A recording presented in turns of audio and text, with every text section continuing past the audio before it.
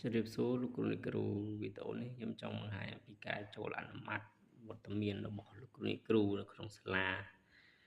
ដោយលោកនាយកឬមួយក៏ ICT ដើម្បីចូលទៅអនុម័តវត្តមានរបស់លោកគ្រូអ្នកគ្រូបាទអញ្ចឹងចូលដល់ផ្ទាំងនេះហើយគឺផ្ទាំងគ្រប់គ្រងរបស់សាលាណាគឺរបស់សាលា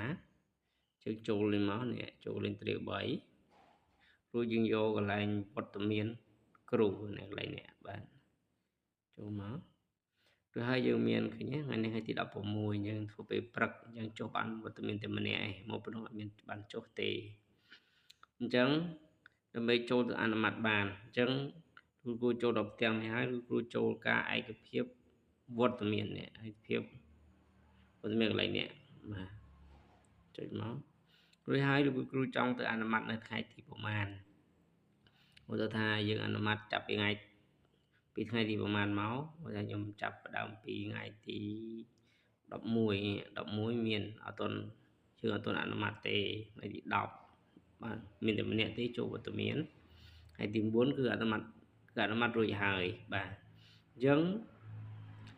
គ្រូគាត់ទៅចូលទៅរើសថ្ងៃខែមកបាទថ្ងៃទី10នេះថ្ងៃទី10ខ្ញុំចូលអនុម័តតែម្ដងនេះអនុម័តរបស់គាត់មួយហើយចុចលើអនុម័តមកគឺជោគជ័យនឹងវាលូនចឹងបាទហើយខ្ញុំចូលទៅថ្ងៃទី11ទៀតអញ្ចឹងយើងអនុម័តគ្រប់ថ្ងៃអញ្ចឹងគ្រូមួយអាទិត្យម្ដងក៏បានអាស្រ័យលើគ្រូតនេបាទអញ្ចឹងនេះថ្ងៃទី11មិថុនា2026នេះគឺមានចំនួន4នាក់ដែលគាត់បានចុះវត្តមានអញ្ចឹងយើងចុចអនុម័តមកបាទអនុម័តបាន1 2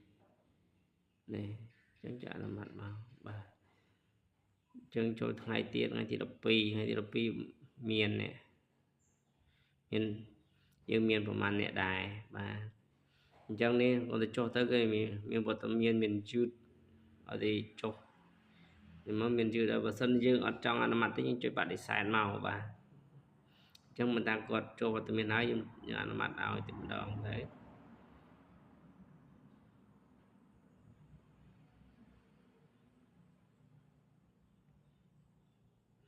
វីដេអូនោះមានតែប៉ុណ្្នឹងបាទអរគុណច្រើនដោយសារការចូលអនុម័តនេះអត់មានអីច្រើននេះមានតែប៉ុណ្្នឹងទេបាទចឹងអរគុណច្រើនលោកគ្រូបានចូលវីដេអូកុំភ្លេចជួយចុច